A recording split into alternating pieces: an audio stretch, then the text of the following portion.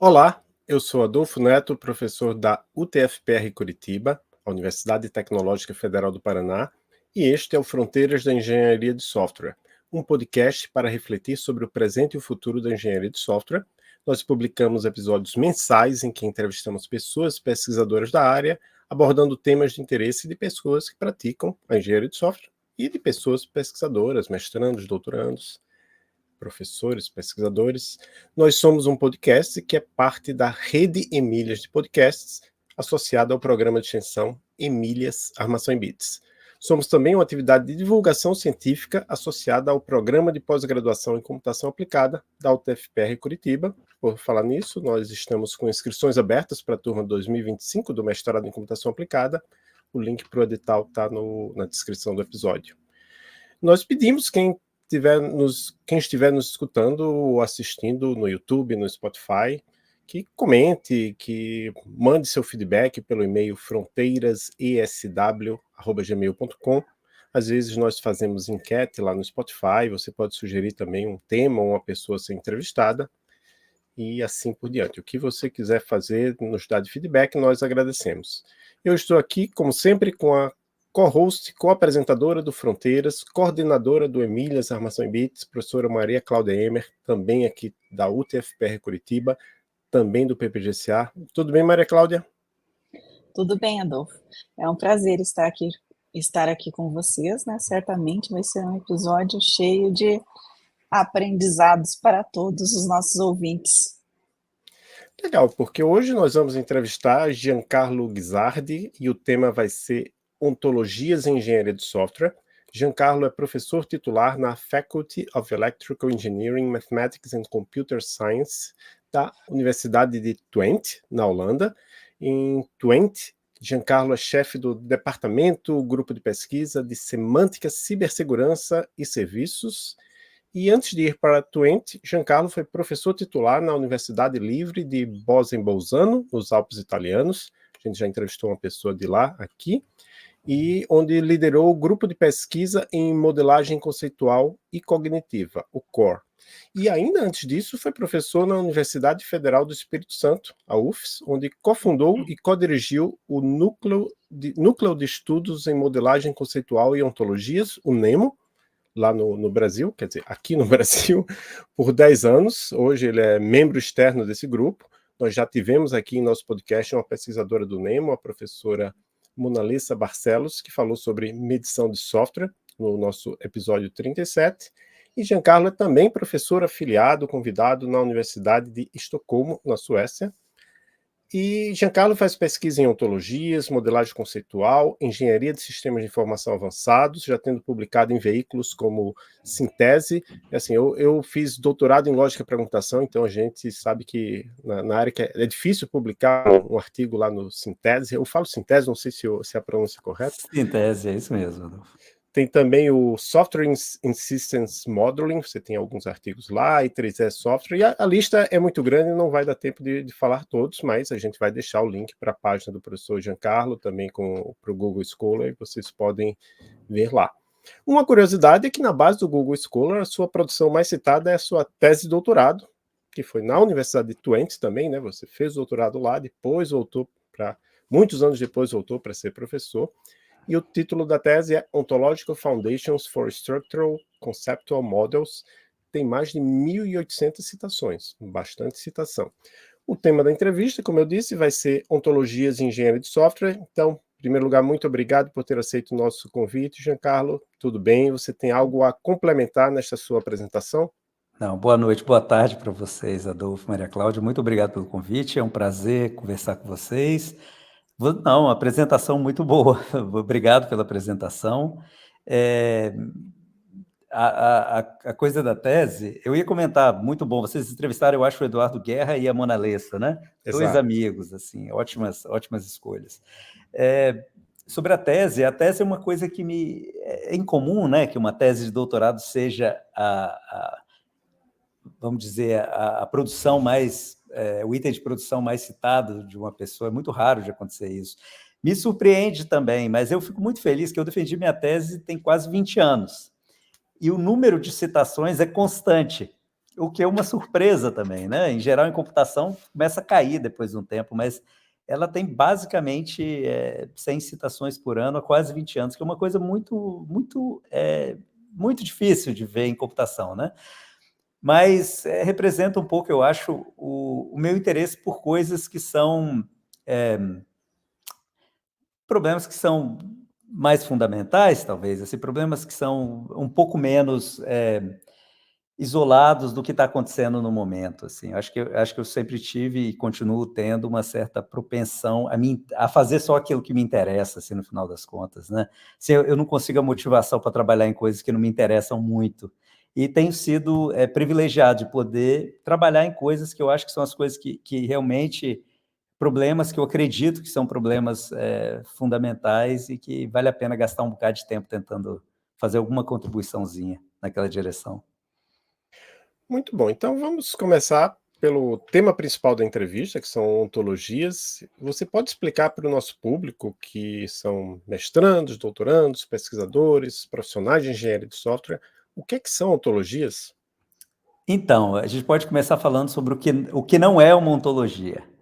Uma ontologia não é um modelo de dados, não é uma estrutura de dados, um modelo que é feito para fazer estruturação de dados, e não é, em primeiro lugar, uma teoria lógica escrita em lógica de descrição. Então, o termo, eu estou fazendo, né, dando foco nesse esclarecimento, porque o termo foi um pouco sequestrado pela área de web semântica nos últimos 20 anos, e as pessoas começaram a acreditar que uma ontologia, que escrever uma coisa em uma linguagem específica, em particular na linguagem OWL, né, na Web Ontology Language, que isso é uma condição suficiente e necessária para uma coisa ser uma ontologia.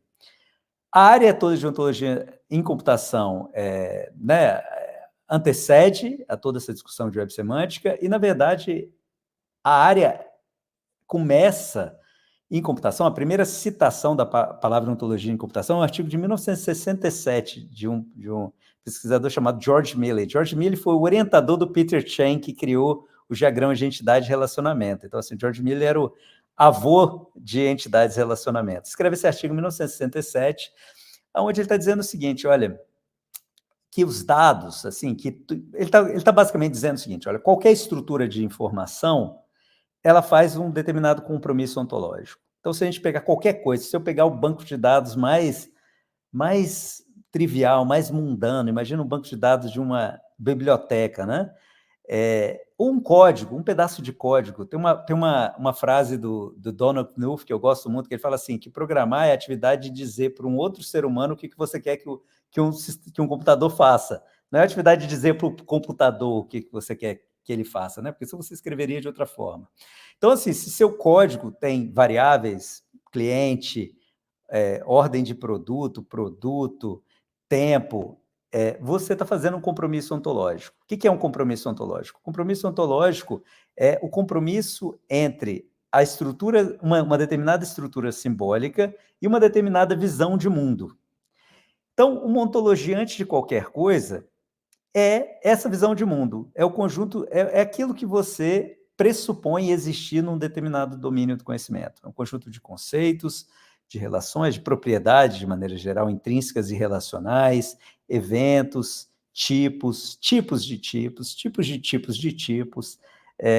relações de todos os tipos, relações de composição, relações de instanciação, relações de dependência, aí tem vários tipos de dependência.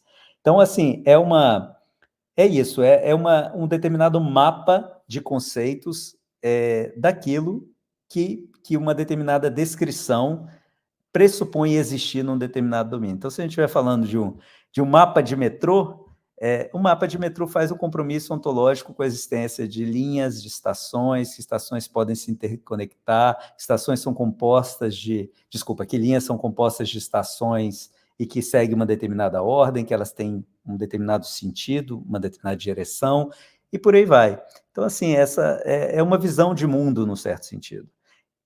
Em computação, a gente também começou a usar a palavra ontologia para designar a representação dessa conceituação.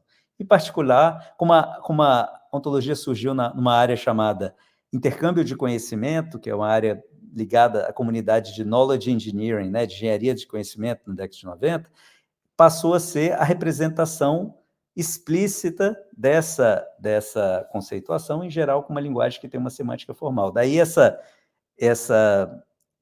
caracterização de uma ontologia como uma descrição explícita e formal de uma conceituação compartilhada, né?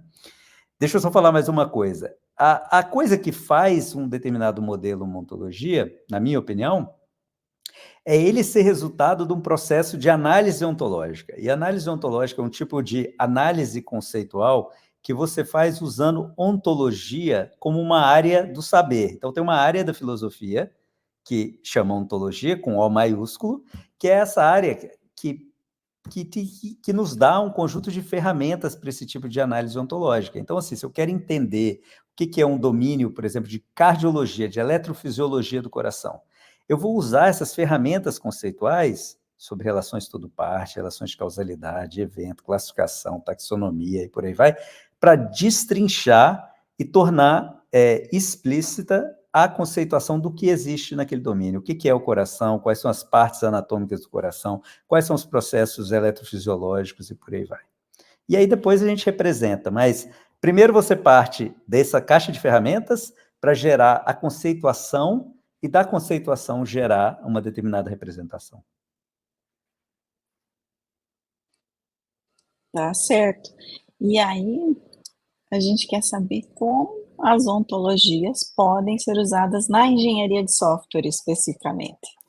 Então, ela, na verdade, ela pode ser usada em qualquer área da computação, né? Porque a computação, o computador faz o quê? A computação é o processo de fazer manipulação de símbolos, né? Aí tem duas perguntas fundamentais, assim, quais símbolos, né? Ou seja, quais os símbolos que a gente escolhe manipular e o que esses símbolos querem dizer, né? Esses símbolos são representações de pessoas, objetos, eventos, relações que existem no mundo.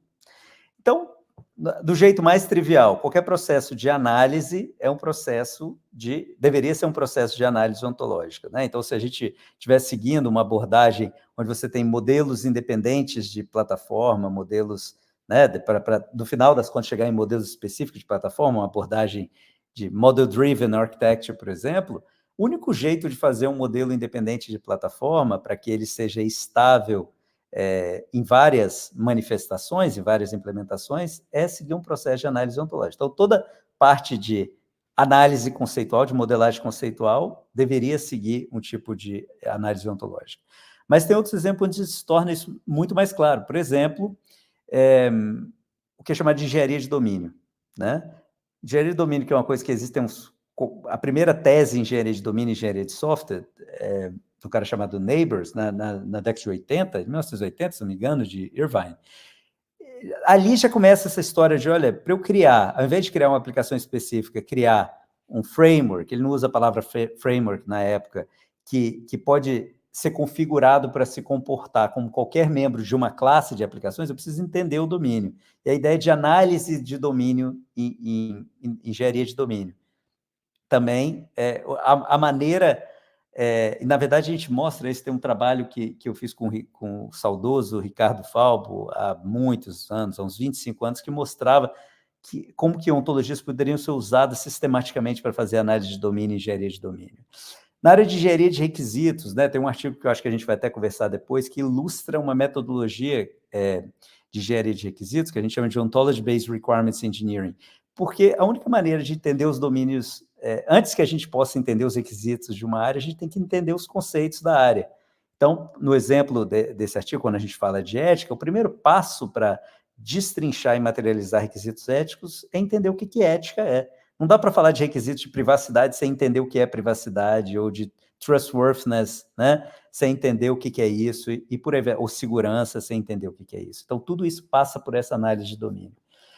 Um outro exemplo óbvio é a área de Domain Driven Design e a área de projetos de linguagens específicas de domínio, né? Para criar uma linguagem específica de domínio, a sintaxe da linguagem e a semântica deveriam seguir, representar não só os conceitos que são adequados daquele domínio, mas também todas as regras, né, de como o domínio funciona, todas as restrições. Então, a gente mostra em alguns artigos também como é que a gente poderia usar uma ontologia sistematicamente para fazer o projeto da sintaxe abstrata, sintaxe concreta e até a semântica formal de linguagens específicas de domínio. Então, esses são alguns exemplos de áreas em que a gente poderia...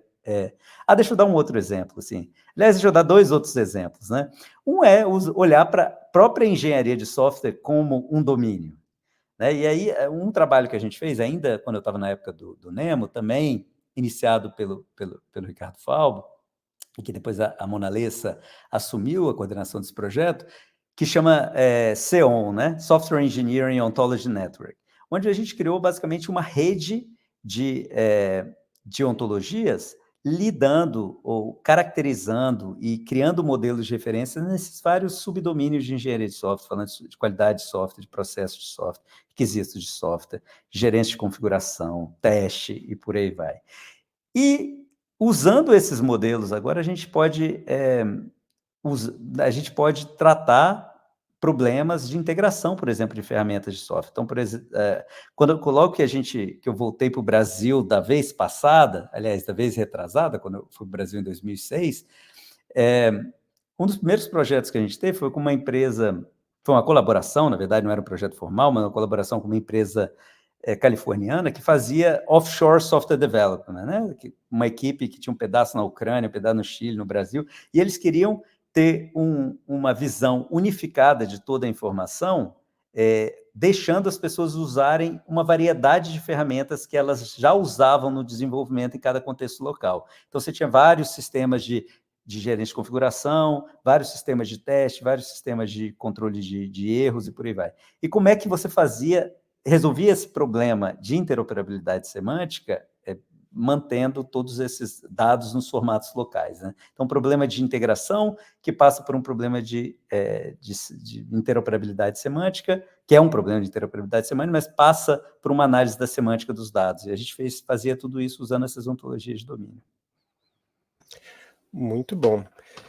Agora a gente vai conversar um pouco sobre um artigo que você, o Oscar Pastor, não sei se eu estou falando assim, ele é espanhol, né? Oscar Pastor, até figura muito simpática, tomei um café com ele quando ele veio aqui em Curitiba participar do CIBSE 2024, e a Veda Story.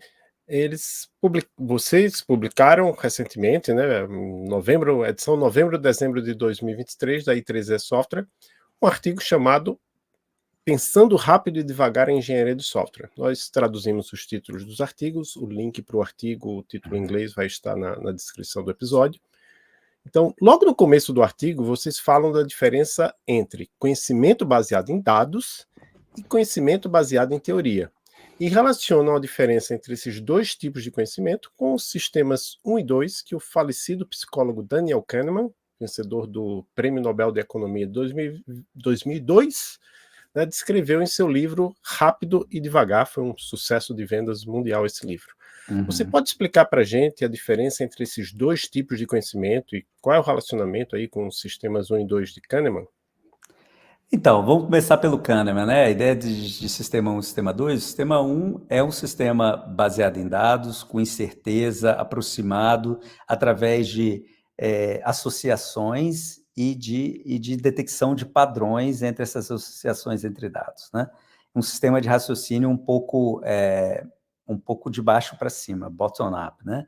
E o sistema 2 é um sistema de raciocínio deliberado, onde você manipula conceitos, onde você faz raciocínio lógico, onde você tem construções de narrativas lógicas usando esses conceitos. Ali naquele artigo, a gente está usando essa, não é exatamente uma metáfora, está usando esse framework de pensamento do Kahneman para pensar em várias coisas do processo, para refletir do processo de engenharia de software. De um lado, a gente está falando assim, olha, a engenharia de software, tradicionalmente, é um processo theory-driven, né? Faz até a gente lembrar do famoso artigo do Peter Nau, que era Programming as Theory Construction, né? As Theory Building, Programming as Theory Building, do Peter Nau.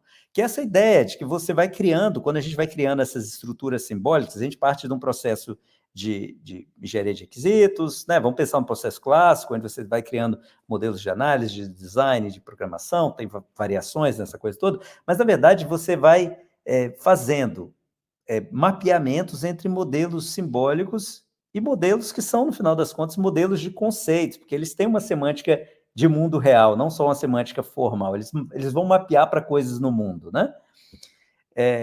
E até que a gente vai fazendo essa construção, que é theory-driven, né? E que depois a gente usa os dados para poder fazer teste, né? Para testar alguns dados em tempo real, a gente vai refinando esse modelo a partir dos dados, a partir da experiência. De um tempo para cá, a gente embarcou completamente nessa ideia de que a gente não precisa de nada disso, que a única coisa que a gente precisa é de uma estrutura genérica de uma rede neural e uma montanha de dados e que o programa é aprendido a partir desses dados. E o que a gente fala, e que é uma coisa muito conhecida em filosofia e ciência cognitiva, é que a gente paga um preço alto demais por isso.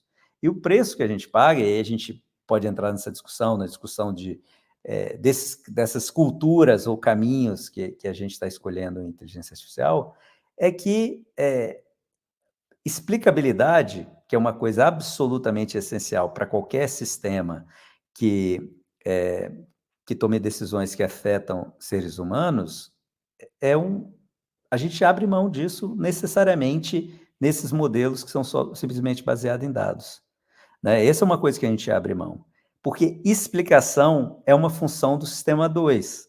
Não tem como a gente explicar a não ser por conceitos, né?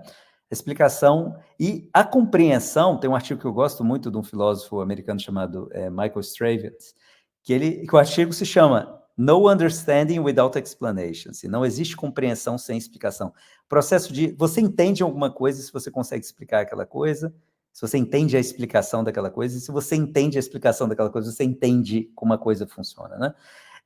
E isso é uma função, as explicações são processos conceituais e processos através de ligações, não só lógicas, não é um problema simbólico, são conceituais e ontológicas. Então, vou dar um exemplo do que o pessoal chama de explicação na área de inteligência artificial, de machine learning, né, atualmente. A ideia do que é chamado de Shapley Values, né? Então, você tem uma caixa preta, você tem um conjunto de inputs, né, de features, e essa coisa vai cuspir um resultado do outro lado. Então, por exemplo, você tem um conjunto de genes, e essa coisa vai dizer que você tem uma determinada propensão de ter um câncer de um determinado tipo, e aí a explicação, entre aspas, é uma determinada valoração, uma determinada distribuição de peso entre esses valores de input. Em que isso é uma explicação? Né? Fala, olha, esses genes estão, de alguma forma, envolvidos nesse resultado, isso não explica nada.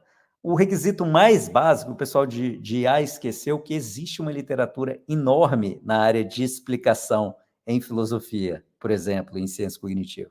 E aí tem critérios de qualidade de explicação. O requisito mais básico de explicação é você diferenciar entre você saber que e você saber por quê, né? Knowing that e knowing why.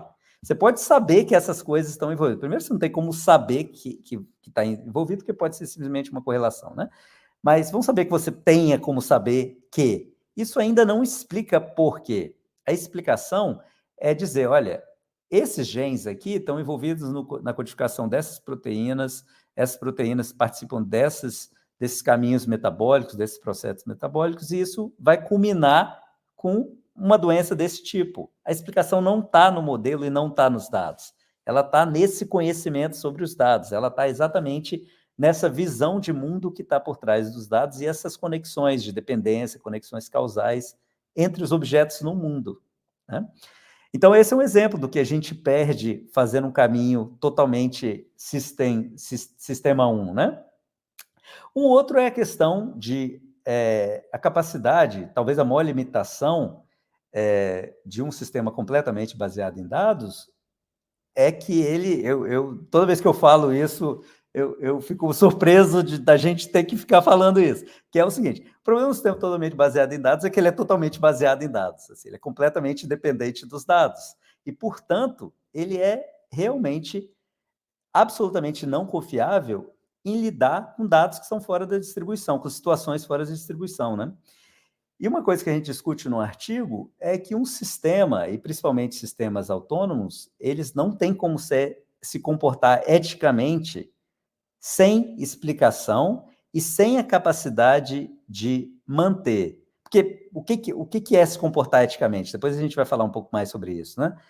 Mas minimamente se comportar eticamente é você não é você preservar interesses humanos e não ferir interesses humanos, né? A ideia de beneficência e de não maleficência. Um sistema que é completamente baseado em dados, ele não tem como garantir que ele vai se comportar eticamente em situações que são fora da distribuição. E aí o problema sério é que o mundo é complexo demais e o mundo segue uma cauda longa. Então, por mais que você adquira dados, você vai adquirir dados sobre as mesmas coisas. Seus dados, 90% dos seus dados vão estar classificados em 10% das situações, e você tem uma enorme cauda de 10% de situações, né? Os dados vão cair em 10% daquelas situações, mas o número de situações é 90% das situações que podem ocorrer, mas que são infrequentes, né?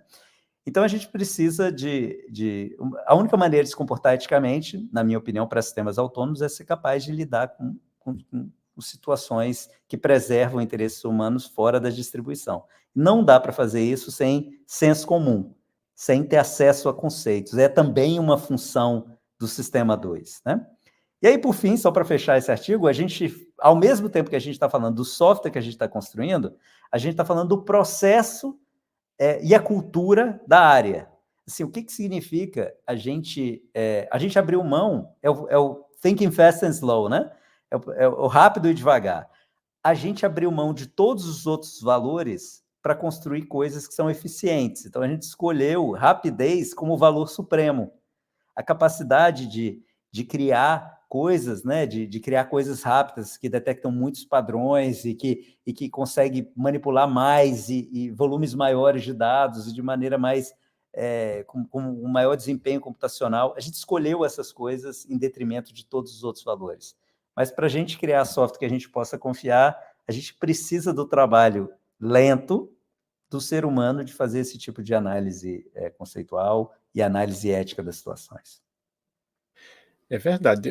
Eu penso numa questão que é a seguinte: vamos supor um exemplo de, digamos, tem uma pessoa que é juíza, vou colocar no feminino, juíza, e ela tem lá um banco de 300 decisões. Todos os casos dela, em geral, são mais ou menos parecidos. Aí você treina um IA para aprender a tomar uma decisão baseada num caso novo. A IA toma uma decisão. A juíza vai ter que olhar aquilo ali e vai ter que... faz sentido essa decisão ou não? Mas a minha preocupação aí é o seguinte: será que a pessoa usuária não vai, no caso a juíza, não vai ter um viés para aceitar isso aí? E aí talvez tomar uma decisão errada, porque, não, peraí, se a IA provavelmente sabe mais do que eu, porque ela olhou todos esses dados aqui. Esse é um ponto interessantíssimo, Adolfo. Tem umas pessoas fazendo pesquisa sobre isso, né? O quanto que depois que você introduz um sistema computacional numa situação, você diminui a capacidade humana de responder naquela situação, né? Isso começou com a história da gente ter piloto automático em voos, né? Chegou nessa situação, eu estava assistindo uma palestra de um rapaz da Microsoft outro dia, dizendo que num voo transatlântico, Europa e Estados Unidos, o piloto está no controle do avião, acho que coisa de 4 minutos. Esse foi o dado que ele falou, não sei se é verdade, né? Maioria das situações, né? Porque realmente me parece que a aterrissagem e decolagem são os momentos críticos, onde você tem mais variáveis, mais coisas estranhas podem acontecer. O problema é se acontecer alguma coisa nesse meio e a pessoa não está mais acostumada a responder aqueles eventos, né? Então, é o equivalente disso para o processo decisório. Você não só perde a sua capacidade analítica fina de lidar com aqueles casos, mas ocorre o risco disso acontecer, mas você também pode ser influenciado pelas decisões, as decisões que esse sistema vai... À medida que esse sistema vai acertando muitas vezes, você cria essa ilusão de que ele sempre vai acertar, né? E principalmente para pessoas que não são técnicas, né? A gente tem isso, assim, existe uma crença que as pessoas têm fora da computação de que um sistema computacional ele é neutro com relação a valores. Então as pessoas falam isso, se um sistema computacional decidir, o sistema é exato, o sistema é preciso, o sistema não está sujeito a emoções, ele não está sujeito a preconceitos. Claro que não, né? Está sujeito a tudo isso, desde que isso esteja dentro do sistema, do que ele está usando para a tomada de decisão. E a gente ainda tem uma outra coisa que sempre me surpreende, que é a nossa propensão de atribuir agência a coisas que se comportam como a gente, né? Eu brinco que eu chamo... Eu chamo isso da falácia de Wilson. Lembra da bola, daquele filme do Tom Hanks, que ele é o Náufrago, acho que chama em português, né? Onde ele começa a desenvolver sentimentos pela bola de vôlei com aquele negócio. É um fenômeno chamado, em inglês chama pareidolia, né? Acho que deve chamar uma coisa parecida em português. Que as pessoas começam a ver a face de Jesus na torrada ou na mancha do prédio. As pessoas começam a enxergar coisas, né, onde elas não existem.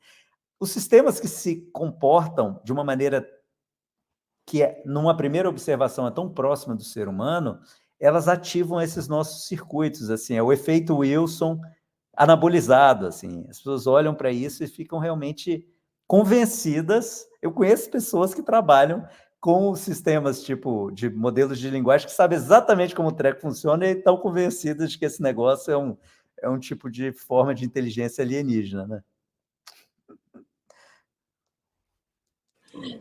Olha só, né?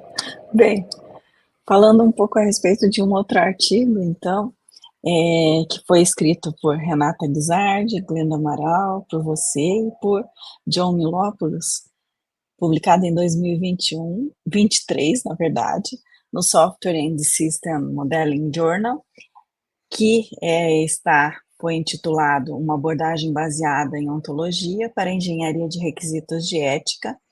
É um artigo que está ligado a esse tema da moda, inteligência artificial, né?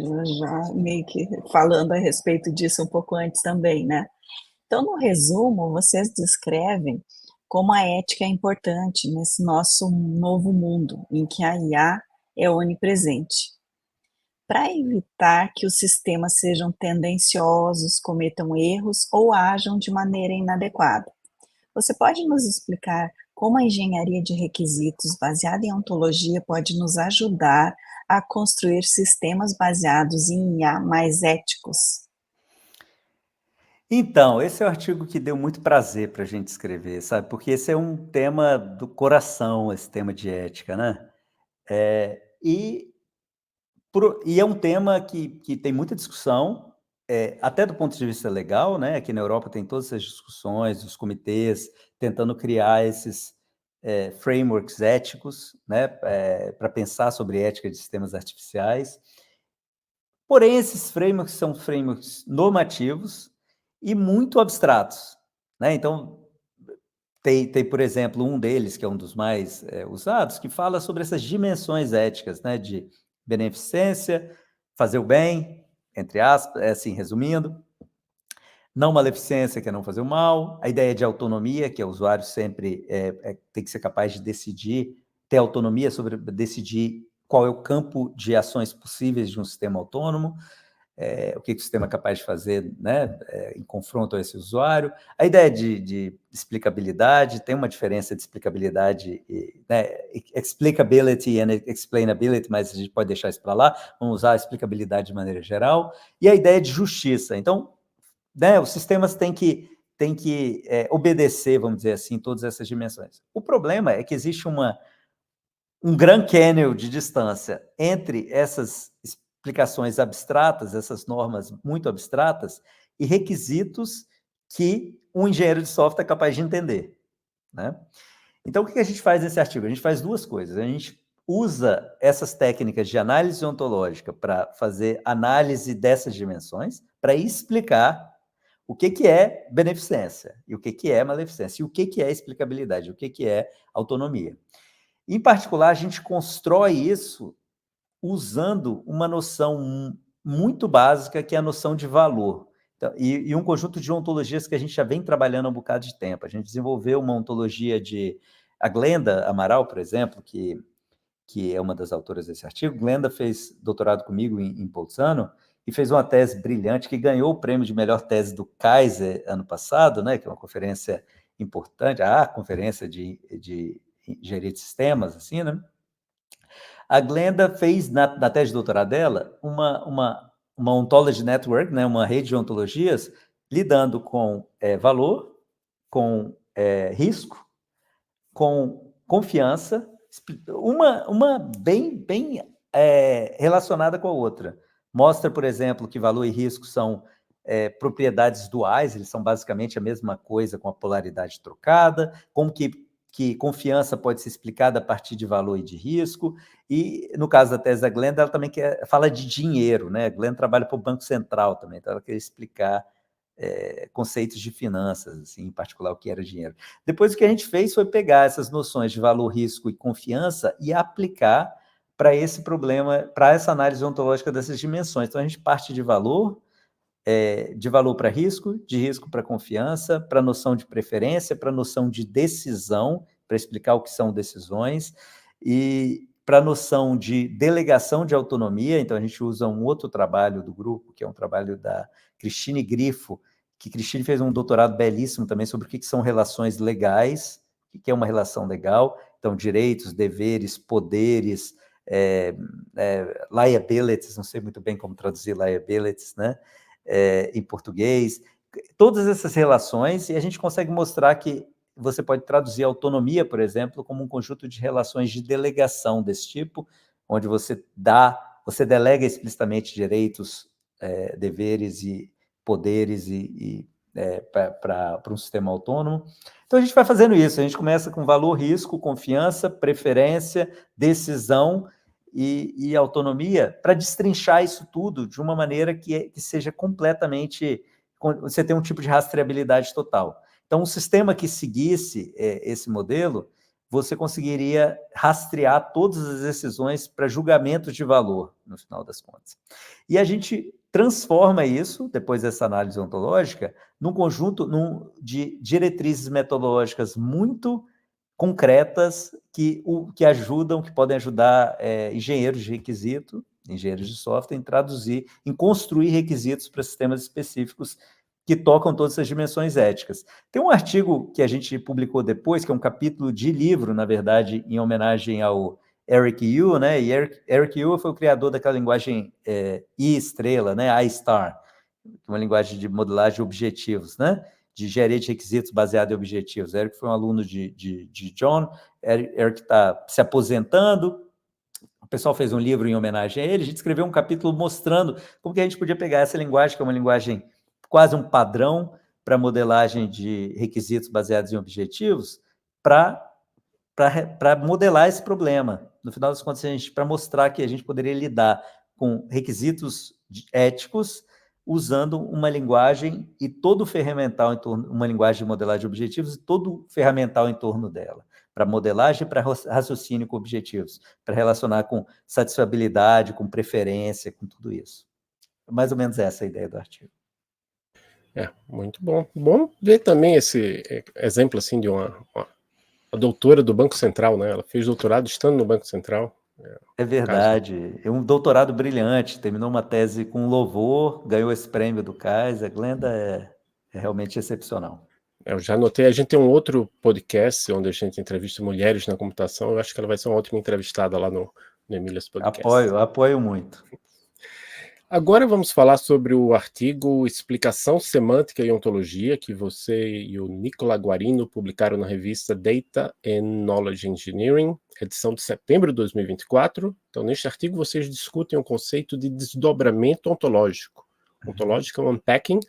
Você pode nos explicar esse conceito e por que ele é relevante para o desenvolvimento de software? Então, Esse é outro artigo que eu me diverti muito escrevendo. O artigo me deu um enorme prazer. Assim. Nicola é um grande colaborador há mais de 20 anos. Né? O que a gente faz nesse artigo? A gente faz 3 coisas. Uma, a gente revisita todas essas teorias de explicação na filosofia da ciência, mas também na metafísica, na ontologia na filosofia. O que é uma explicação? A gente tenta explicar o que é uma explicação segundo essas várias teorias. Segundo, a gente mostra que o problema de interoperabilidade semântica, que é um problema que está em todo lugar,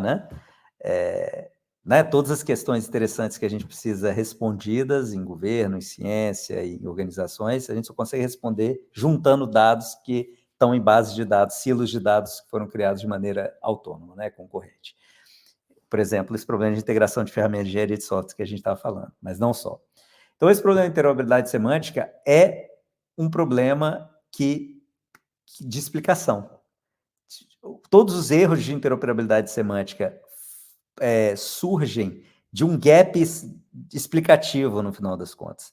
E a gente mostra que explicar uma coisa é revelar qual é a ontologia que está por trás daquela coisa, que é a mesma coisa que revelar a semântica de o que é chamado de real-world semantics, fora da semântica formal. A semântica, qual é a porção de mundo que está representada naqueles dados? Porque o problema de interoperabilidade é exatamente quando eu tenho dois artefatos simbólicos, 2 descrições, achar a relação entre os elementos daqueles artefatos simbólicos. E a única maneira de achar aquela relação é entender quais são os referentes no mundo desses artefatos simbólicos e entender qual é a relação entre eles. O processo de revelar a ontologia que está por trás de um artefato simbólico, entender qual é a relação entre os conceitos daquelas ontologias e entender o que isso significa, por exemplo, se é uma relação de identidade, o que significa uma coisa ser idêntica à outra? É uma relação de equivalência, reflexiva, simétrica, transitiva, mas é uma relação também que obedece o que é chamado de lei de Leibniz. Se 2 coisas são idênticas, elas têm as mesmas propriedades em todos os mundos possíveis. Então, é uma relação bem forte, relação de identidade. Então, a gente mostra que o único jeito de resolver o problema de interoperabilidade semântica é esse problema de explicação, que é o problema de revelar a ontologia que está por trás e a conexão entre essas ontologias. A gente faz uma terceira coisa no artigo, que é mostrar que todos esses métodos de explicação que o pessoal está usando em IA não tem nada a ver com explicação. Então, a ideia eles são baseados de maneira geral, estou simplificando a coisa, você tem basicamente 2 correntes ali. Uma corrente onde você fala, olha, eu vou pegar e gerar um artefato simbólico que seja equivalente ao comportamento da caixa preta, por exemplo, gerando uma árvore de decisão. Isso é baseado na premissa falsa de que uma coisa simbólica é autoexplicativa, o que é falso. Então, assim, a gente mostra que eu posso pegar coisas simbólicas. No artigo, a gente pega o menor modelo que você consegue imaginar, quase, que é um modelo não é o menor modelo, mas quase lá, com 2 classes e 2 relações, e a gente mostra a complexidade que aquele modelo esconde, explicando o modelo. Então, a gente mostra que você gerar um artefato simbólico está longe de ser suficiente. E que, na verdade, ao você usar esse método... Bom, eu falo do método depois. Ou você faz isso, você gera um artefato simbólico que seja equivalente ao comportamento da caixa preta, ou você tenta explicar sem abrir a caixa preta. Então, um exemplo clássico disso é o que é chamado de explicação contrafactual. Então, você fala, olha, você não recebeu o empréstimo, que seu salário é 30 mil reais por ano, mas se você ganhasse 50 mil, você teria recebido o empréstimo. Você tenta gerar uma situação contrafactual onde aquilo seria verdade. A gente mostra no artigo que isso também não é uma explicação, na verdade. Isso é explicação em condições muito específicas, e nessas condições específicas, as proposições que você está usando para gerar esses modelos contrafactuais, elas têm que ser baseadas em conceitos ontológicos também. De maneira geral, é isso que a gente faz. Por fim, o que o artigo faz é pegar tudo isso, pegar todos esses métodos de explicação em filosofia que são usados para gerar explicações a partir de estruturas simbólicas, e a gente transforma isso numa metodologia. Então, a ideia de desdobramento ontológico, acho que você é a primeira pessoa a traduzir isso, a batizar o nome em português, de ontological unpacking, é fazer exatamente o processo, é uma metodologia baseada em ontologia para explicar artefatos simbólicos, para revelar qual é a ontologia que está por trás desse artefato simbólico. Por fim, o que a gente mostra no artigo é o seguinte, que quando você usa um método desse tipo, a diferença que você tem, o modelo que resulta disso, a diferença que o modelo desse tem para um modelo clássico de modelagem conceitual não é só de expressividade, é que o modelo clássico ele é meramente uma descrição e um modelo desse desdobrado é um modelo que realmente tem um poder explicativo. E o nome vem unpacking, é porque a palavra explicação quer dizer isso, né? Plica em latim quer dizer dobra. Né? Então, literalmente, em italiano isso é muito claro, né? Que spiegare é desdobrar literalmente, isso em italiano. Daí a inspiração para o nome. Muito bem. Então, já falando de outro artigo, né, intitulado Sobre os múltiplos papéis das ontologias na inteligência artificial explicável. Roberto Confalonieri, agora eu me perdi. Confalonieri e você exploram as contribuições das ontologias no campo da inteligência artificial explicável. Quais são os desafios que ainda precisam ser enfrentados para melhorar a compreensibilidade das explicações geradas por sistemas de IA? Então, é muito boa, essa é muito boa pergunta, né? A gente no artigo fala de 3 papéis que as ontologias podem desempenhar. Um é você criar uma linguagem comum para que sistemas autônomos possam usar para se comunicar sobre as suas explicações, né? As explicações usando um vocabulário sistematizado, comum e conceitos cuja semântica é bem definida, né? A outra, a gente fala, vamos olhar para a IA como um domínio, e vamos olhar para a explicação como domínio e criar ontologias do que são explicações, né? Como o que está envolvido no processo de explicar. A terceira, a gente fala, que é uma coisa que eu falei quando eu estava exemplificando esses Shapley Values, que é assim, a única maneira de explicar é revelar essa ontologia que está por trás, para isso a gente precisa de ontologias, né? Meu exemplo com os genes e a predição de câncer, por exemplo, é a gente ter que usar conceitos ontológicos sobre causalidade, sobre disposições, sobre aspectos de ordenação temporal, sobre eventos, para explicar. E, por fim, que é uma coisa mais diretamente ligada à sua pergunta, é o seguinte, quando a gente desdobra os modelos ficam complexos. Então, se...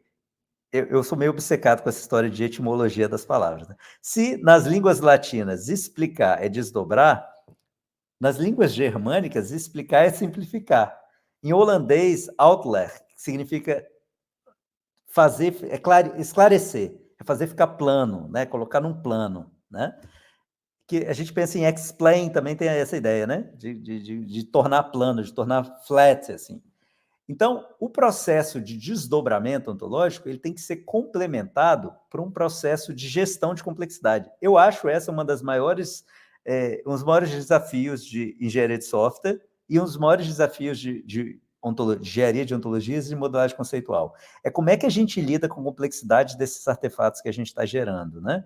A gente trabalhou, por exemplo, quando eu estava me pousando ainda, meu grupo tinha um projeto com o pessoal da Agência Espacial Europeia, e que o pessoal tinha uma ontologia com 15 mil conceitos na época.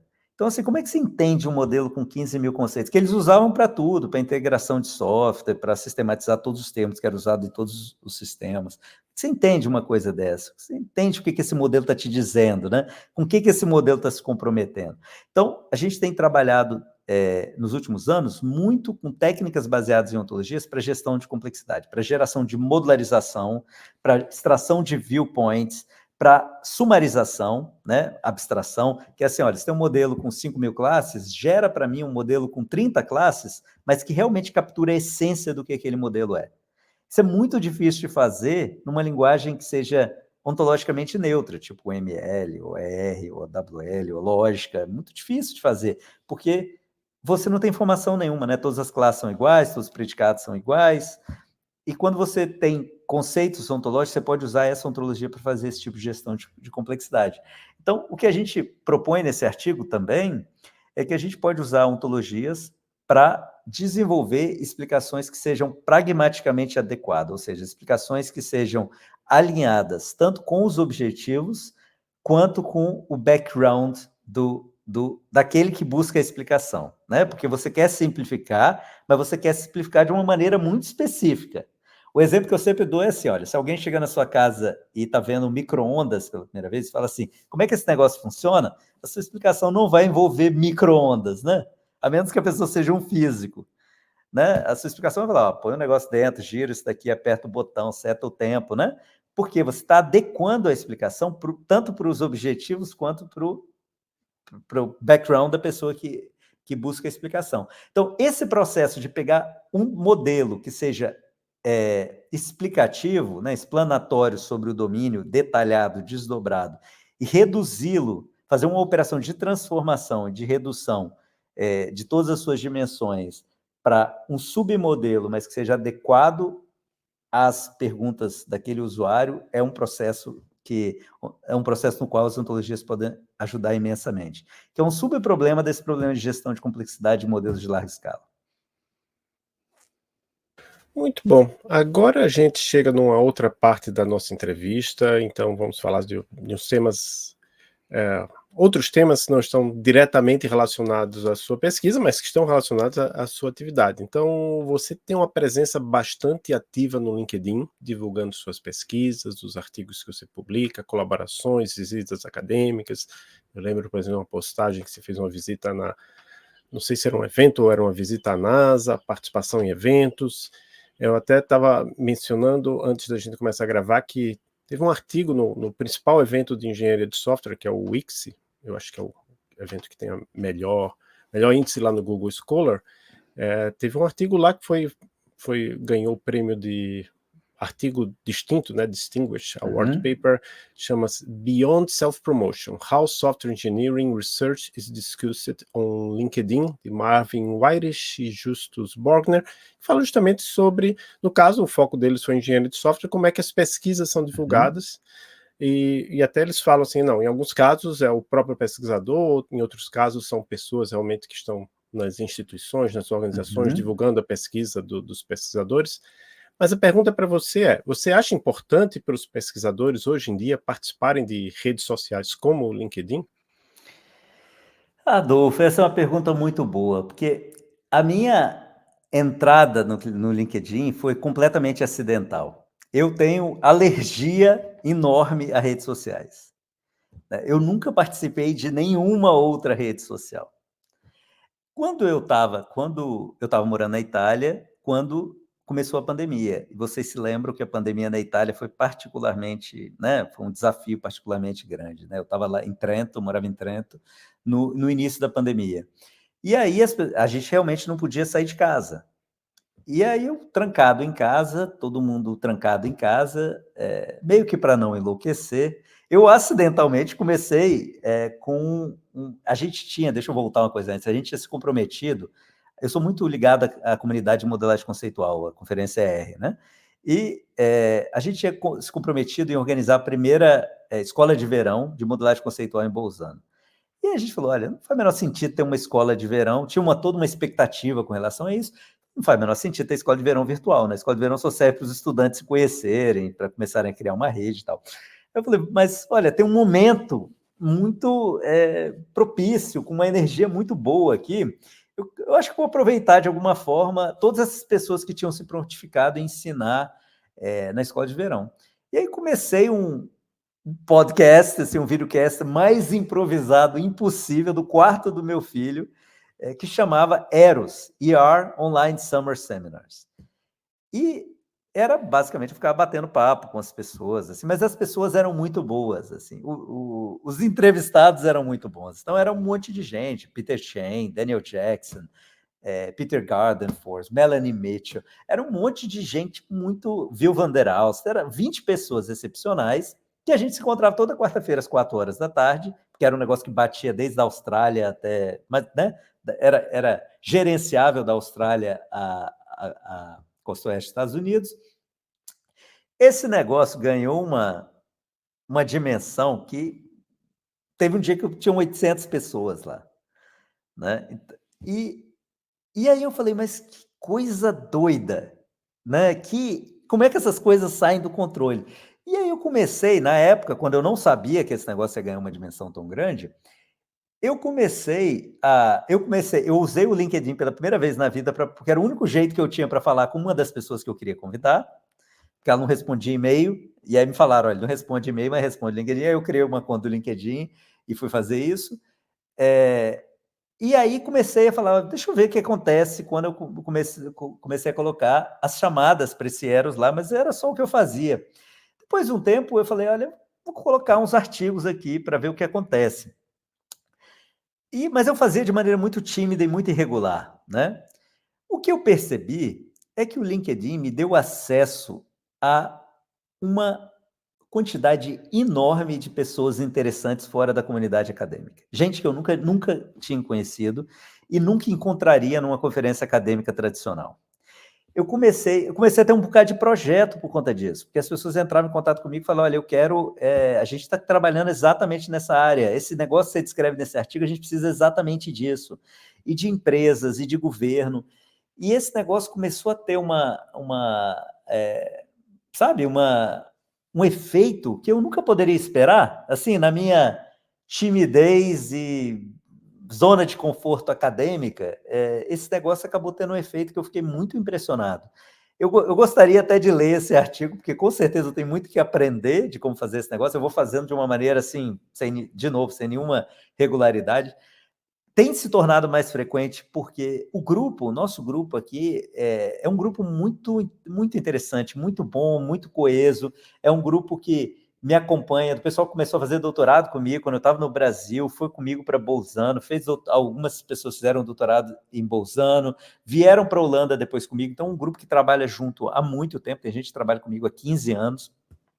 E é um pessoal muito bom, é um time excepcional. Esse povo produz muito. E aí eu fico querendo contar para as pessoas o que esse grupo está fazendo, né? É tudo um esforço de grupo, assim, eu sou o porta-voz das coisas. Mas, principalmente, para mim foi uma grande surpresa, assim, o tamanho da repercussão e quão interessante é conversar com as pessoas que estão resolvendo todos esses problemas no mundo real. Um aprendizado. Muito legal saber. Bem, aí numa entrevista sua para o podcast Fullcast, você menciona que seu grupo na Universidade em Bolzano, na Itália, tinha vários projetos com a indústria. Acontece o mesmo em seu grupo na Holanda? E como isso acontece? Como que você consegue fazer esses projetos com a indústria? Então, essa é uma ótima pergunta também. Eu posso falar o dia inteiro disso, Maria Cláudia. É um tema que eu gosto muito, assim. Em Bolzano, eu tinha um grupo com umas 20, 25 pessoas, variava no tempo, mas vamos dizer entre 20 e 25 pessoas, e fora as pessoas que tinham posição permanente, que era a minoria do grupo, o resto, todo mundo era financiado com dinheiro da indústria. E a gente tinha muitos projetos. A gente, por exemplo, teve um projeto que definiu um padrão de intercâmbio de dados para toda a região turística que pega o Alto Adige, né, que é o Tirol italiano, Tirol austríaco, a Bavária, a Eslovênia, que é um padrão baseado numa ontologia de eventos que a gente tinha feito. Essa foi uma experiência maravilhosa, porque eram o que o pessoal chama de frenemies, né? Friends plus enemies. É o pessoal que trabalha, que compete e coopera ao mesmo tempo, que eram empresas mais ou menos do mesmo setor, mas eles precisavam fazer intercâmbio de dados e eles estavam brigando há 2 anos para tentar achar um modelo de referência. E a gente, em 2 meses, conseguiu achar esse modelo para eles, assim, né? Porque é técnica, assim, a gente usava as técnicas de como fazer isso, de como chegar a esse consenso, de como estruturar o modelo. E esse pessoal adorou esse negócio. Sabe aquela história de não ter nada mais prático do que uma boa teoria? Esse pessoal falava, olha, a gente quer mais disso, vamos fazer mais disso. A gente fez outros projetos com eles. A gente tinha projetos na área de segurança cibernética, com empresas também, por muitos anos. A gente tinha projeto com o governo holandês de integração de sistemas de saúde em larga escala, quando eu ainda estava na Itália. Então, a gente fazia isso com muita frequência. Quando eu mudei para a Holanda, o grupo na Holanda é maior, a gente tem umas 60 pessoas, né? Essa estrutura aqui na Holanda é muito diferente do Brasil, porque os departamentos, os grupos são departamentos. É a mesma coisa, na Intuente, pelo menos, né? E os departamentos, eles são unidades organizativas mesmo, eles são estruturas funcionais da universidade. A faculdade é estruturada em departamentos, esse departamento, por exemplo, esse de semântica, segurança cibernética e serviços, que eu coordeno, ele é, ao mesmo tempo, uma cadeira, ou seja, eu sou o ocupante da cadeira e, portanto, chefe do departamento, em teoria, para sempre. E aí você é chefe desse departamento. Então, uma estrutura maior, assim, umas 60 pessoas. Então, não é totalmente financiada por indústria, não, mas a gente tem muitos projetos.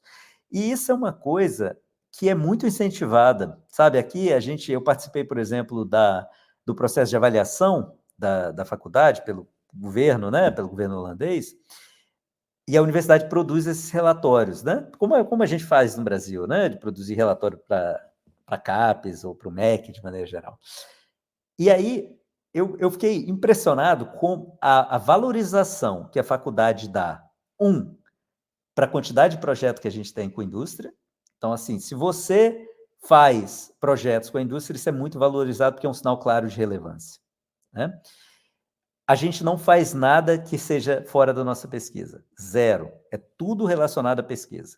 E não é nem muito aplicado, não. Assim, esse exemplo era um pouco, né? Esse exemplo que eu falei de Bolzano. Mas, em geral, a gente pesquisa temas, por exemplo, a gente, trabalhando nessa área de cibersegurança, de segurança cibernética, a gente trabalhou na ideia de propagação de risco. O que significa, de fato, propagação de risco? É um problema teórico, assim, que não tinha sido resolvido.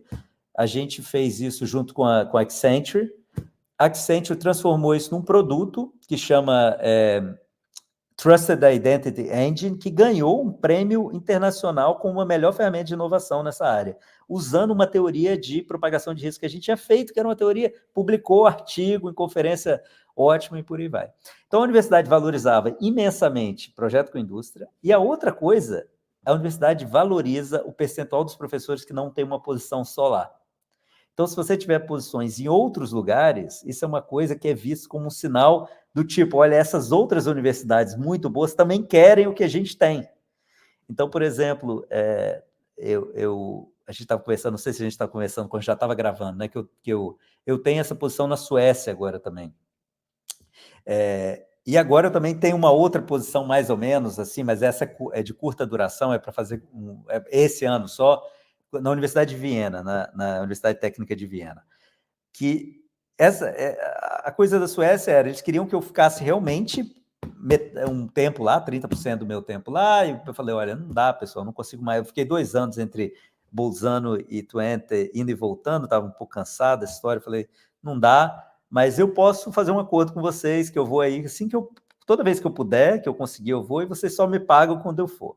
Aí eles concordaram com esse sistema super flexível, e a universidade acha isso ótimo. Assim, o meu dean, né, o chefe da faculdade, ele achou isso ótimo. Ele falou, ótimo, Viena, Estocolmo, que maravilha, você está fazendo uma ponte com todos esses lugares, que ótimo você passar tempo lá e trazer. Eles, principalmente nesse caso, né, que são universidades conhecidas também, muito boas, eles veem isso como um sinal de valorização do corpo acadêmico da universidade, né? Gostam muito disso. E isso é uma diferença que marca muito, né, se a gente comparar com o sistema brasileiro. É assim, aqui a gente tem que provar que não está indo passear, né?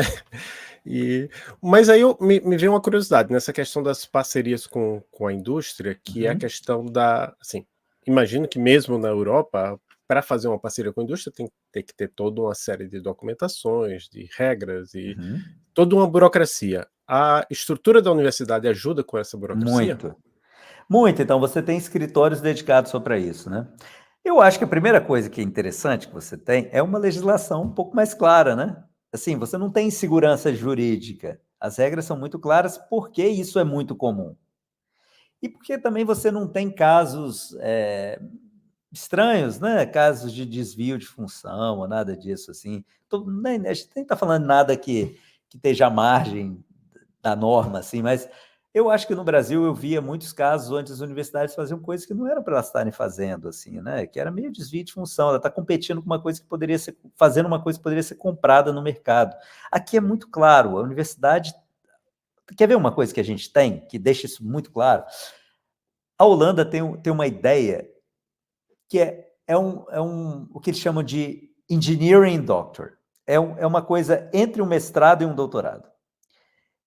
Essa é uma posição que é financiada pela indústria para alguém fazer um meio doutorado, é alguém que já fez mestrado, então é um grau pós-mestre, assim, né, pós-mestrado, onde alguém vai resolver um problema de pesquisa ligado ao interesse de alguma organização ou de um grupo de organizações, financiado por essas instituições, né? Frequentemente, esse negócio vira um doutorado. A pessoa faz esses 2 anos, financiado pela empresa, a empresa se interessa com o resultado, financia os outros 2, e aí isso se transforma numa tese de doutorado, né? Então, tem várias... O pessoal já estudou todas essas modalidades, assim, então tem regras muito claras e tem um processo muito ágil, sabe? Tem um processo muito ágil, assim, de os escritórios, tem a proteção jurídica. Essa é uma outra coisa que é uma diferença muito grande que eu me lembro no Brasil, é que tudo que você faz como funcionário da universidade, você age em nome da universidade. Então, se acontecer algum problema, é um problema da universidade, não é um problema seu, né? Eu me lembrava, quando eu estava indo no Brasil, que eu organizei algumas conferências internacionais, eu tentava explicar para as pessoas que eu recebia dinheiro para a conferência na minha conta pessoal, né? Então, assim, eu ia organizar como professor da universidade, aí eu fazia o projeto do CNPq, o CNPq pagava na minha conta pessoal, e aí, se acontecesse alguma coisa errada, é problema meu, apesar de que eu estava fazendo aquilo como funcionário da universidade.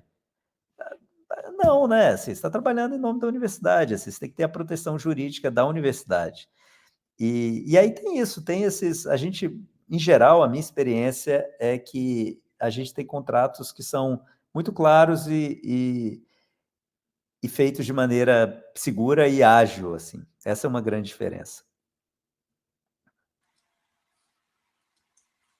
Bem, e caso alguém tenha se interessado pelos temas que discutimos hoje e queira trabalhar com você, quais são as possibilidades de ir estudar no seu grupo de pesquisa, na Universidade de Twente? Então, assim, as portas estão sempre abertas para os brasileiros, a gente tem uma quantidade enorme de brasileiros no grupo, eu acho que 1/4, mais ou menos, do grupo é brasileiro. A gente tem, inclusive, alunos de doutorado, muitos alunos excelentes, todos excelentes, assim. A gente tem feito, olha, tem várias coisas que eu posso falar a esse respeito. Uma, assim, falar um pouco sobre as diversas áreas, né? A gente trabalha muito na área de ontologia, a gente trabalha muito nessa área de IA neurosimbólica, a gente trabalha muito na área de FAIR, né, de gestão de dados FAIR, inclusive, né, de Findable, Accessible, Interoperable, Reusable, esses princípios de gestão de dados científicos. Um dos criadores da ideia de FAIR é do nosso grupo aqui, o Luiz Olavo Bonino. A gente trabalha na área de segurança cibernética e aí tem de tudo. Tem desde o pessoal que trabalha em ontologia, em segurança cibernética, ontologia nos diversos domínios de segurança, tem o pessoal que trabalha em segurança de software, tem o pessoal que trabalha com machine learning para fazer, né, para detectar coisas, para usar, por exemplo, processamento de linguagem natural para extrair grafos de conhecimento de relatórios de texto para depois fazer análise usando simulação ou verificação lógica. Tem o pessoal que trabalha em criptografia pós-quântica, então tem de tudo. Então o leque é muito grande, eu convido as pessoas que estão interessadas a dar uma olhada na nossa página e tudo que o pessoal tem feito lá. A gente tem feito uma coisa que tem me dado muita satisfação, que é criar acordos de dupla titulação com várias universidades brasileiras. Então, a gente tem um acordo já com o pessoal da USP, se não me engano, com o pessoal de São Carlos, está trabalhando com o pessoal do IME, para estabelecer isso com o pessoal do IME, com o pessoal da UFES, e tem outras universidades que a gente está querendo fazer a mesma coisa. Assim. Eu acho que o da USP e o de São Carlos já estão assinados, se não me engano. O de São Carlos acho que já está assinado. A gente está nesse processo, e a gente recebeu alguns alunos nesse contexto, e isso é ótimo. Essa é a melhor maneira de estabelecer colaboração, né? Porque aí você tem um aluno em coorientação desde o primeiro dia do doutorado, você tem uma pessoa que vem para cá, que fica aqui com o grupo. Twente tem, na computação, umas 300 pessoas trabalhando em todas as áreas. Então, tem gente muito boa em todas as áreas, então isso abre né, um mundo de possibilidades para os alunos. O pessoal gosta muito, o grupo é muito receptivo, tem esse grupo de brasileiros. Então, esses acordos de dupla titulação têm sido muito interessantes. A gente está muito feliz com todos os alunos que vieram, alguns estão defendendo agora, e a gente quer continuar fazendo isso, né? Com relação ao problema de financiamento, né, ou a questão de financiamento, assim, para as pessoas que têm bolsa de mestrado, desculpa, de doutorado e pós-doutorado, é simples, né? É só a gente achar um projeto de interesse comum e a gente pode prover não só toda a infraestrutura física, mas também a estrutura de colaboração, a rede de colaboração aqui, e vai ser um prazer receber o pessoal. Agora, as universidades europeias, as universidades holandesas, vou falar de maneira mais restrita, elas não têm essa ideia de bolsa de doutorado, né? Porque não existe a figura do aluno de doutorado. Você é um funcionário da universidade quando está fazendo doutorado. Você tem um cargo de Research Assistant, né? Assistente de pesquisa. Você é funcionário da universidade com férias, com 13º, com 14º até, tudo. Você é um funcionário da universidade. E não existe a ideia de programa de doutorado nesse sentido. Não é igual ao Brasil, que a CAPES dá um conjunto de bolsas para o programa. Então, todas as teses de doutorado que são financiadas por aqui são financiadas por projetos. Alguns projetos com empresas, alguns projetos de agentes de fomento, União Europeia, NWO, né, que é a agência holandesa, ou outros projetos, né? A gente está... a situação agora, no momento, na Holanda, está uma situação um pouquinho estranha, com o governo atual, que promoveu um corte enorme, pela primeira vez na história, para pesquisa e educação, para as universidades, corte de 1 bilhão de euros, e, ao mesmo tempo, a gente tem alguns projetos que estão parados, assim, por exemplo, a gente tem um projeto que a gente já ganhou o projeto, e esse projeto foi aprovado, assim, foi aprovado oficialmente, a gente recebeu uma carta do parlamento, mas o projeto está ali, esperando o orçamento ser alocado para ele. Quando um projeto desse sai, a gente vai contratar um monte de gente ao mesmo tempo. Então, esse vai ser um projeto em particular, ele chama Holomicrobiome. É o mapeamento genético de todo o microbioma, todos os microbiomas, assim, de interesse para seres humanos. E isso é um problema de ontologias, de semântica de dados, de integração de dados, de gestão de dados numa larguíssima escala. Esse é um projeto de 120 milhões de euros, envolvendo várias universidades, mas a gente tem uma parte desse orçamento e a gente vai contratar um bocado de gente. Então, de vez em quando, tem uns projetos desse tipo surgindo, mas a gente precisa sincronizar, né, com a época que as pessoas estão saindo né, estão com disponibilidade de sair para fazer o doutorado com o financiamento desse projeto. Então, esse é mais ou menos o espaço. Mas a mensagem é essa, o pessoal é muito bem-vindo. Muito bom.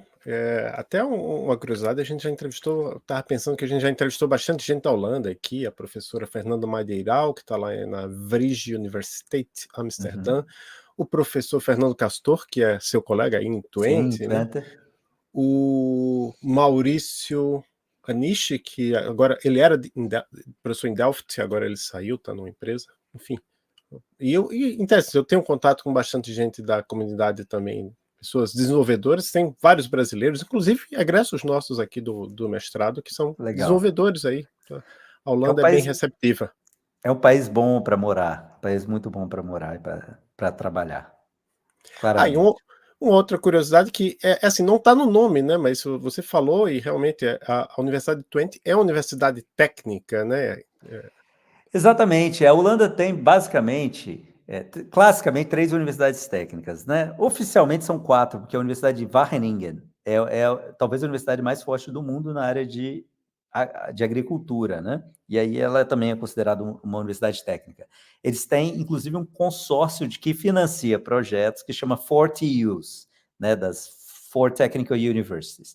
Mas, classicamente, quando as pessoas pensam em universidade técnica na Holanda, elas pensam em Eindhoven, que é muito ligada a Philips tradicionalmente, mas agora muito ligada à SML, Delft e Twente. Twente é uma universidade que tem uma tradição muito forte na área de telecomunicações, assim, né? O Instituto de Telemática de Twente foi muito forte, o pessoal estava ligado à padronização de várias coisas que a gente usa o tempo todo, Bluetooth, a vários padrões ISO, todos esses métodos formais usando a padronização dos protocolos, isso, Lotus, Stelle, foram todos criados em Twente, né? Então, a universidade é muito forte, e é o único campus da Holanda, assim, um campus completamente integrado, onde os alunos moram, e é lindíssimo. Então, vale uma visita também, um campo muito verde, muito grande, muito bonito, vale a pena a visita. Muito bom. A curiosidade é que eu e Maria Cláudia, somos professores da única universidade tecnológica do Brasil, que é a UTFPR, né? Não... Mas o que quer dizer universidade tecnológica no Brasil? Será que quer dizer a mesma coisa? Não, é isso que eu queria dizer.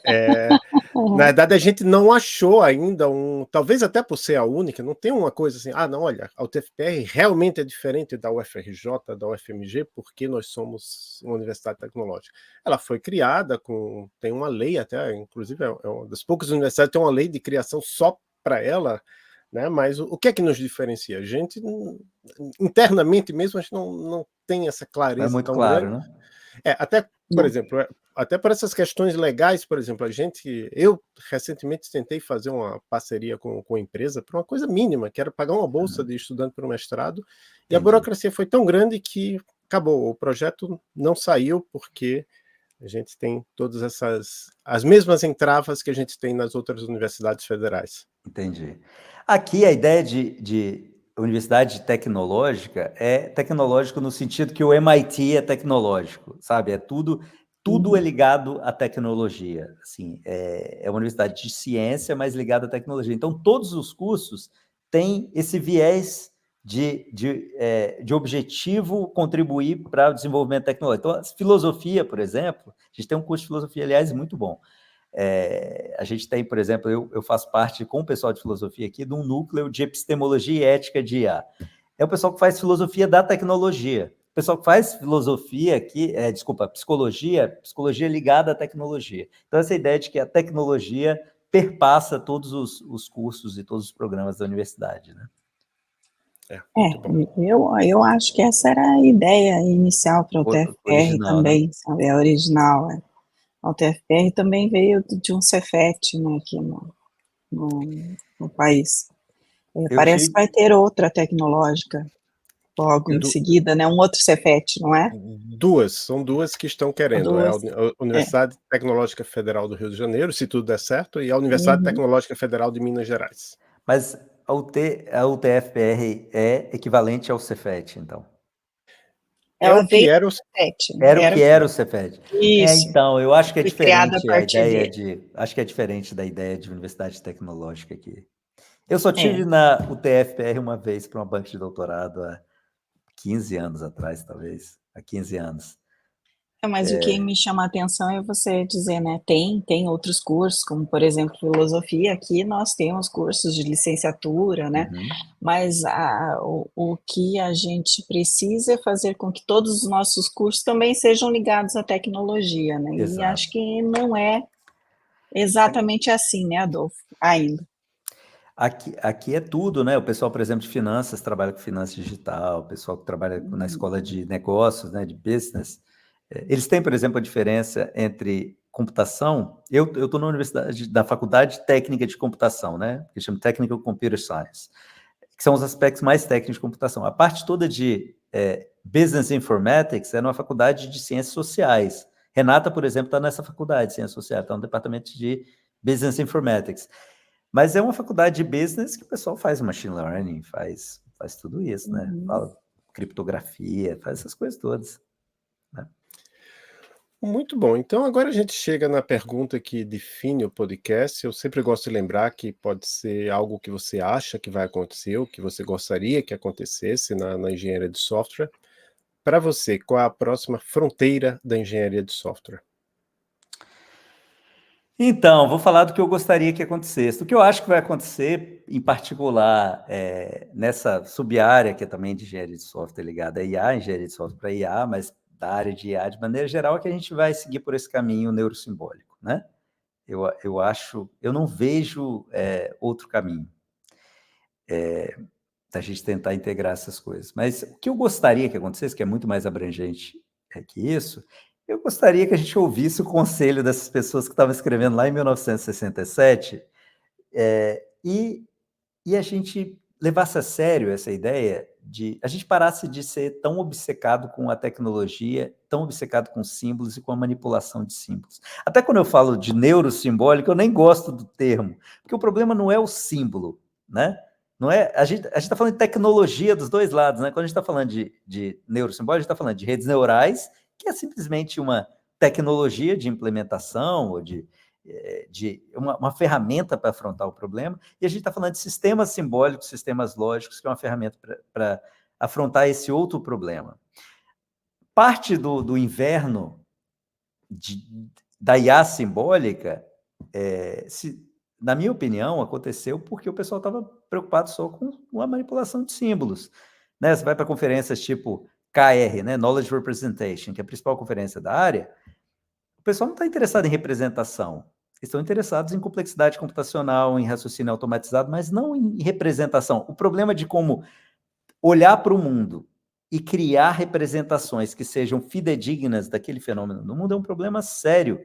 E a gente desdenha desse problema. A gente está nessa confusão que está em várias coisas, inclusive em engenharia de software, esses problemas de integração que são enormes, porque a gente não lida seriamente com esse problema. Que é um problema que me incomoda profundamente.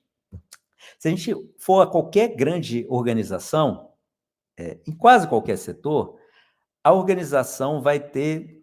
A Universidade de Twente, vou pegar um exemplo. A Universidade de Twente tem 6 mil funcionários, ela tem 100 aplicações.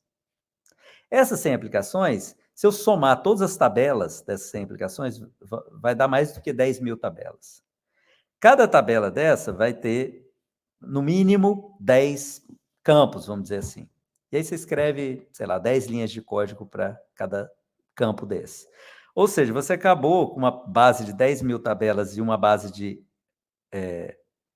1 milhão de linhas de código, e aí você se pergunta por quê? De onde que veio essa complexidade? 1 milhão de linhas de código, você tem lá 25, 50 bugs dormentes para cada, não sei, 1.000 linhas de código, né, na estatística mais atual.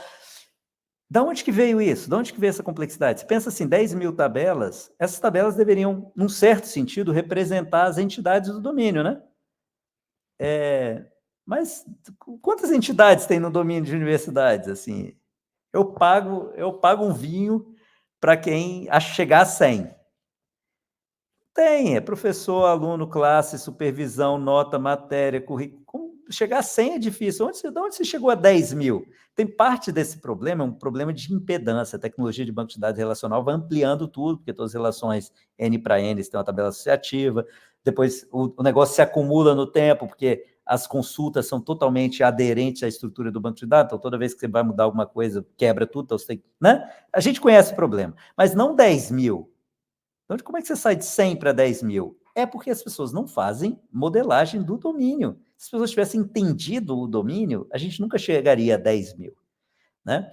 Esse é um problema enorme, esse problema de interoperabilidade é enorme. Então, assim, o que eu gostaria de ver acontecendo é que a computação finalmente internalizasse a ideia de que toda a área que trabalha com processamento de informações tem que lidar muito seriamente com semântica. E não é com semântica formal. Semântica formal é secundário. É lidar com esse tipo de semântica de mundo real, real world semantics. O nome é um nome histórico, assim, as pessoas vão discutir o que existe no mundo real, não quero entrar nesse papo. Semântica ontológica. A gente precisa de ontologia como uma caixa de ferramentas, um método de análise que ajuda a gente revelar a semântica ontológica que está por trás das estruturas de dados que a gente manipula. Sem isso, a gente não vai resolver nada. A gente não vai, muitos desses grandes problemas que a gente tem, há muitas décadas, estão ligados à nossa falha de resolver isso, de entender isso. A gente precisa de explicação, resolver esse problema de explicação. Ciência da computação tem que entender explicação no verdadeiro sentido da palavra. Muito bom. Com isso a gente termina esse episódio. Eu vou só deixar uma chamada aqui rápida para o Simpósio Brasileiro de Qualidade de Software, que vai acontecer em Salvador, Bahia, de 5 a 8 de novembro. A gente tem 2 eventos maiores aqui relacionados à engenharia de software no Brasil. É o CBSoft, que acontece agora final de setembro e começo de outubro, mas quando a gente publicar esse episódio já vai ter acontecido. E em novembro, 5 a 8 de novembro, em Salvador, vai acontecer o SBQS. Muito obrigado, Giancarlo. Você quer deixar alguma palavra final para os nossos e nossas ouvintes? Eu queria, em primeiro lugar, agradecer a vocês. Eu acho que vocês fazem um enorme trabalho em prol da comunidade, um trabalho belíssimo isso que vocês fazem, de construção de comunidade. Muito obrigado, foi um grande prazer conversar com vocês. Queria finalizar deixando um conselho para os estudantes de mestrado e doutorado. Assim, né? A gente começou conversando sobre a história da minha tese. Quando eu olho, de vez em quando meus alunos me perguntam isso daqui, assim, de conselho sobre... A gente vai ficando velho, as pessoas acham que a gente sabe alguma coisa, as pessoas me perguntam sobre conselho de carreira. E eu acho que 2 coisas foram muito importantes para mim. E eu percebo isso em outras pessoas que eu admiro e que no ponto da carreira que elas chegaram. Uma é colaboração. Ninguém faz carreira em ciência sozinho. Você tem que saber ter pessoas, criar uma rede de colaboração onde você realmente consiga trabalhar com essas pessoas e ser produtivo junto com essas pessoas. E para isso, essa colaboração também tem que ser prazerosa. Mas 2, e que vai influenciar o primeiro, vocês têm que trabalhar nas coisas que te interessam. Assim, fujam de modismo, sabe? Fujam daquelas áreas que está todo mundo correndo para lá. Essas áreas passam. Computação é totalmente... A gente pula de hype para hype. Essas coisas todas vão passar. Descobre alguma coisa que realmente te interessa, tenta achar um programa de longo prazo, um problema que você quer realmente resolver a longo prazo e se junte às pessoas que queiram enfrentar esse problema junto com você. Porque aí você não tem como perder. Aconteça o que acontecer, a estrada vai ser prazerosa. Então, esse é o meu conselho. Quando eu reflito na minha tese, eu olho com tanto prazer, vendo, olha, isso foi uma aposta, ninguém estava fazendo isso, né? Na época que eu comecei a fazer minha tese, eu comecei a trabalhar com ontologias em 97, quase 30 anos, ninguém estava fazendo isso, a primeira vez, aliás, é uma história boa, eu mandei um artigo em 1998 sobre ontologias para o antigo SBES, que agora virou o CBSoft, você está falando do CBSoft. E o artigo foi recusado com as revisões mais estranhas que eu já vi na minha vida, que era assim, ninguém conseguia atacar o artigo, mas eles achavam que não tinha absolutamente nada a ver com engenharia de software, que eu devia mandar aquilo para uma conferência de filosofia. Eu acho que a coisa se pagou em muitos sentidos, mas se pagou em termos desses resultados que a gente estava conversando, sobre citação e tal, porque foi feito com paixão, assim, porque era um problema que realmente eu estava interessado em resolver. Acho que é esse o meu conselho. Obrigado mais uma vez. Muito bom conselho, obrigada, Giancarlo. E assim nós vamos fechar o nosso episódio, né? Agradecemos a todos os nossos e as nossas ouvintes e até o próximo episódio do Fronteiras da Engenharia de Software. Este é o podcast Fronteiras da Engenharia de Software, um podcast para refletir sobre o presente e o futuro da nossa área. Publicamos mensalmente, entre os dias 15 e 20 de cada mês, episódios em que entrevistamos pesquisadores e pesquisadoras da engenharia de software. Também realizamos palestras que são publicadas em nosso canal no YouTube. Nosso objetivo é levar o conhecimento científico para profissionais da área e para outros cientistas. Escute nossos episódios na sua plataforma de áudio favorita, Spotify, Apple Podcasts, Anchor ou outras, ou ainda no YouTube. Nosso site é fronteirases.github.io. Estamos também no Twitter e no Instagram como @fronteirases.